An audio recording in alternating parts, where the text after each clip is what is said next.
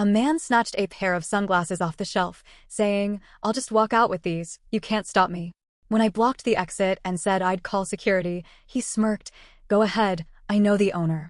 The owner stepped out from behind the counter, crossed his arms, and said, "Really? Because I don't know you." His smirk dropped instantly. I run a boutique in downtown Chicago. Not some overpriced, pretentious store, but a place with real quality, handmade leather bags, designer scarves, and high-end sunglasses. The kind of store where people with actual money come to shop, not the ones who just pretend they do. We get all types of customers. The sweet old lady who comes in just to chat. The rich tourists who drop a small fortune without blinking. The guys who walk in, try to flex, and act like they own the place. This story is about one of those guys. And trust me, it ends beautifully. It was a slow Thursday afternoon. A couple of customers were browsing. My assistant, Jenna, was at the register, scrolling on her phone between transactions. Everything was quiet. Then, he walked in. I noticed him right away. Late 40s.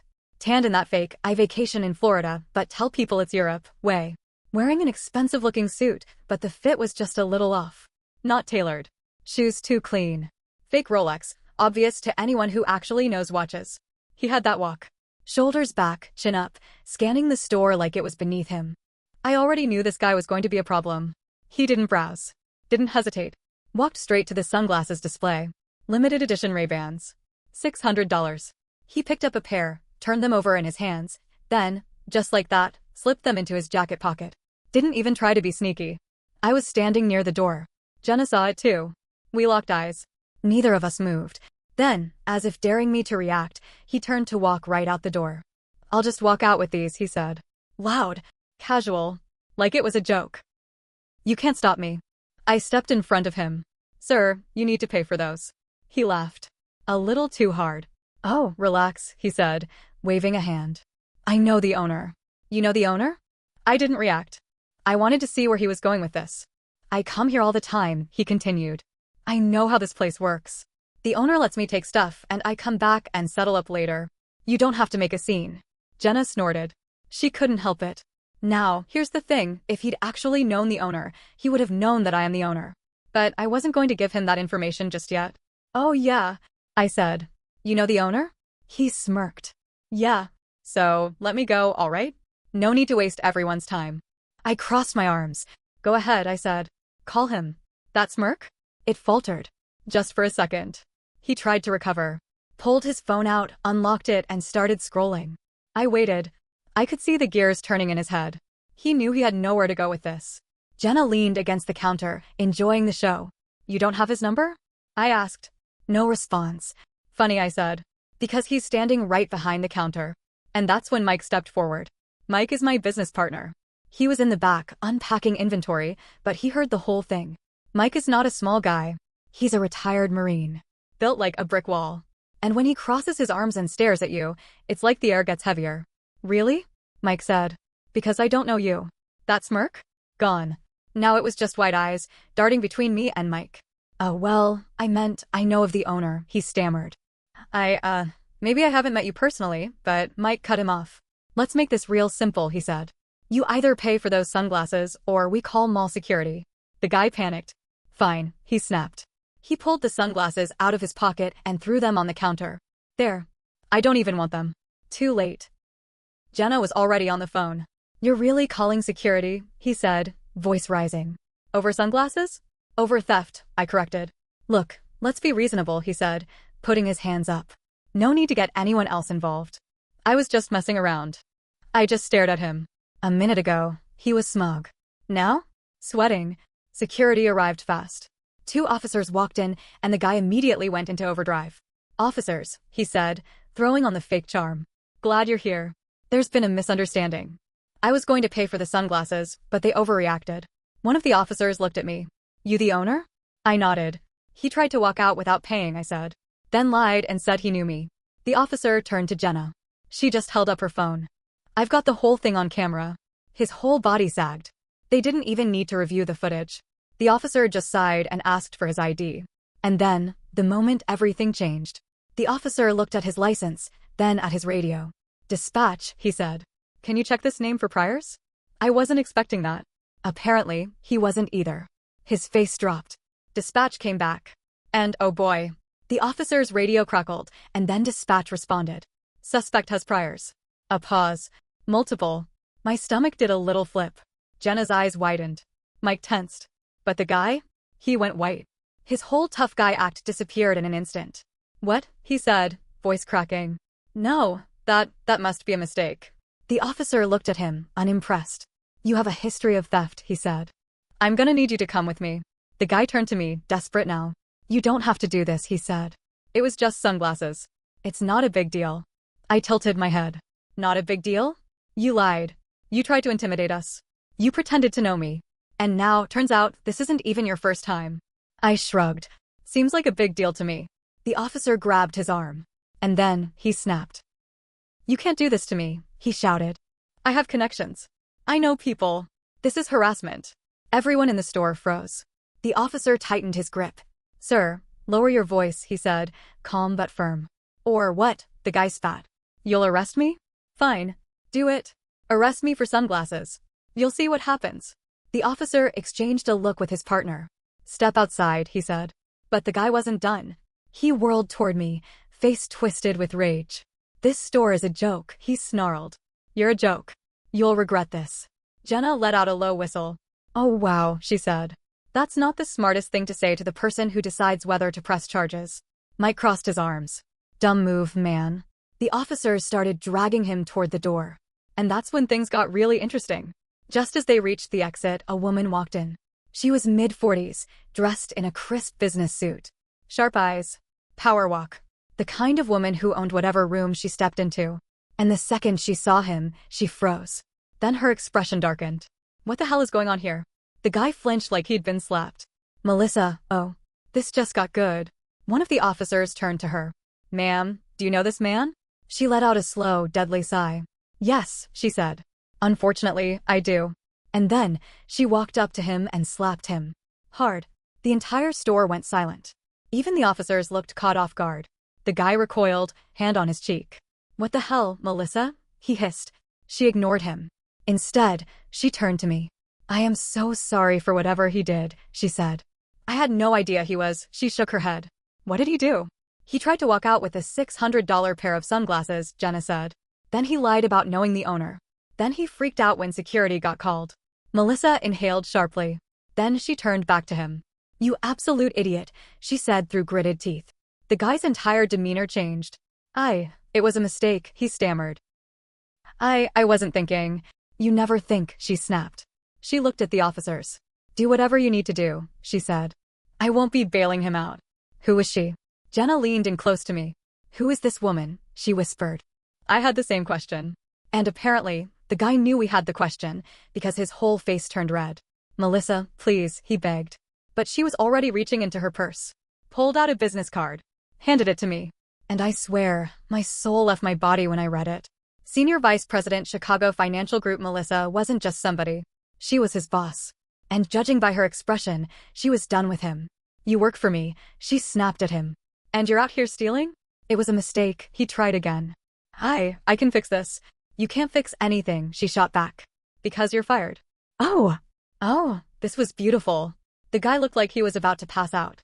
Wait, Melissa, please, no. She turned to the officers. Take him. Do whatever you need to do.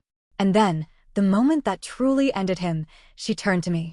And said, loud enough for everyone to hear, press every charge.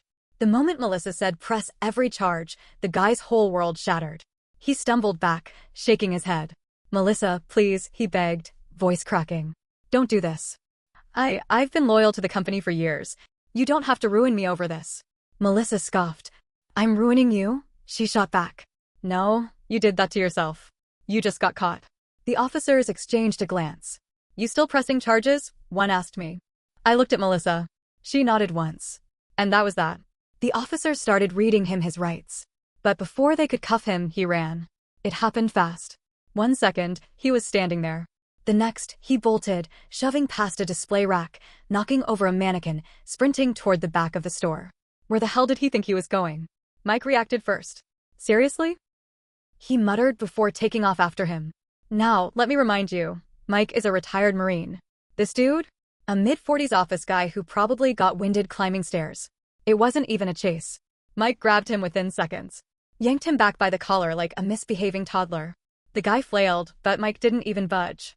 Really? Mike grunted. That was your plan. The officers were on him in an instant. This time, no hesitation. Cuffs. Hands behind his back. You just turned a shoplifting charge into resisting arrest, one officer said, shaking his head. Real smart. Melissa sighed, pinching the bridge of her nose. Unbelievable, she muttered. I thought that was the end of it. I was wrong.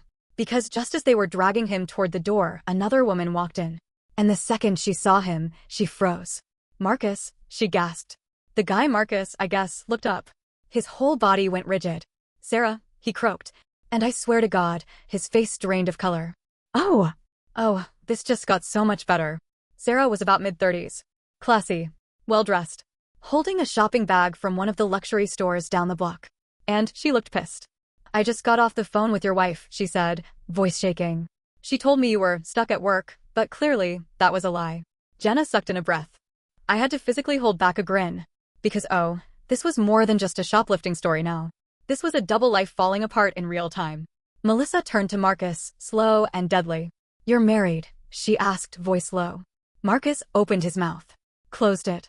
Then, in the quietest voice I'd ever heard, it's complicated. Melissa laughed. Wow, she said. Wow, this just keeps getting better. Sarah took a step closer. You told me you were getting a divorce, she said. You lied to me? Marcus looked trapped. Jenna muttered, this is better than reality TV. And honestly, she wasn't wrong. Now, here's where it got even wilder. Melissa, his boss, looked at Sarah, something clicking in her head. Wait, she said. You're Sarah. Sarah blinked. Yeah? Melissa let out a sharp laugh. Oh, this is just perfect, she said. You're the woman he's been sneaking off to meet during client lunches. Sarah's jaw dropped. Wait. What? She snapped. You knew. Melissa shook her head. I suspected, she said. But I didn't think he was dumb enough to get caught in broad daylight while shoplifting. Sarah turned back to Marcus, eyes burning. You told me you were done with her, she hissed. Sarah, please, Marcus begged. Not here. We can talk about this at home. You don't have a home, Melissa snapped. You just got fired, remember? Marcus looked like he was about to die. Sarah turned to me. You pressing charges? She asked. I nodded. Good, she said. And then, she took off her engagement ring, held it up, and dropped it in the trash can. Marcus made this pathetic noise in the back of his throat. The whole store went dead silent. Then Sarah dusted off her hands. Have fun in jail, she said. And walked out. Melissa sighed, turned to the officers. Make sure he gets a good mugshot, she said. I want something to remember him by. Then she looked at me. Thanks for calling security, she said. Best decision you ever made. And with that, she walked out too, leaving Marcus, jobless, wifeless, and still in handcuffs. Marcus stood there, hands cuffed behind his back, staring at the trash can where Sarah had just dumped her engagement ring. He looked hollow. Job gone. Marriage destroyed. Affair exposed. The officers didn't say a word. They just let him stew in it. No fast talking, no excuses could get him out of this. Not anymore. Melissa adjusted her blazer. Well, she sighed, this has been a productive afternoon. Jenna, standing behind the counter, whispered, this is the best day of my life. Marcus finally spoke. Sarah, he choked. Wait, don't go. But Sarah was already at the door. She didn't even look back. Melissa followed her out without a second glance. And just like that, they were gone, leaving Marcus with nothing. The store was dead silent. Then Mike snorted. Damn, he muttered. That's rough, buddy. And that's when Marcus lost it. I'm not a bad guy, he shouted, voice cracking. I was going to pay. I didn't mean for this to happen. The officers exchanged a look. Sir, one of them said, you're embarrassing yourself. Marcus twisted toward me. This is your fault, he snapped. You could have just let me go. You didn't have to call security. You didn't have to ruin my life. I didn't even blink. You ruined your own life, I said. You lied. You stole. You got caught. That's not my problem. You don't understand. No, I cut him off. You don't understand. You walked in here, thinking you were untouchable. You thought you could intimidate us. You thought you could steal and get away with it. And now you're facing the consequences. Marcus opened his mouth, closed it. And for the first time, I think it really hit him. No getting out of this. No talking his way out. This was real. The officer grabbed his arm. All right, let's go. Marcus struggled one last time. Wait. Just wait. The officer sighed. Sir, stop. And then, his voice cracked. Please, he whispered. It was pathetic. That same smug, arrogant man, now just desperate. Begging. For what? Mercy? A second chance? A miracle? I didn't care. Jenna did a slow clap. Congratulations, she said. You played yourself. And just like that, they dragged him out. For a long moment, nobody spoke. Then Jenna whistled. That was wild. Mike shook his head. I've seen bar fights with less drama. Customers who had stayed silent the whole time finally started talking. A few laughed. One old lady just shook her head like she had seen it all. And me? I just let out a slow breath.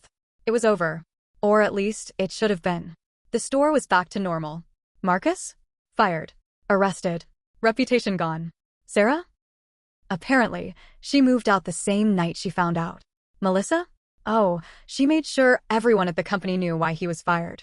Jenna? Still telling every customer about the great shoplifting meltdown of the century. And me? I was just glad it was done. Then an email came in. From Melissa. Subject: thank you. It was short. Hey, just wanted to say thanks for handling that situation the way you did. Marcus wasn't just a bad employee. He was a parasite. That mess in your store? You didn't just catch a thief. You exposed a liar. Hope business is good. Let me know if you ever need a favor. Melissa, I stared at the screen. A favor from a high-powered executive? Not bad. Jenna peeked over my shoulder. Huh, she said. Guess snitching does pay. I laughed. Yeah, maybe it does.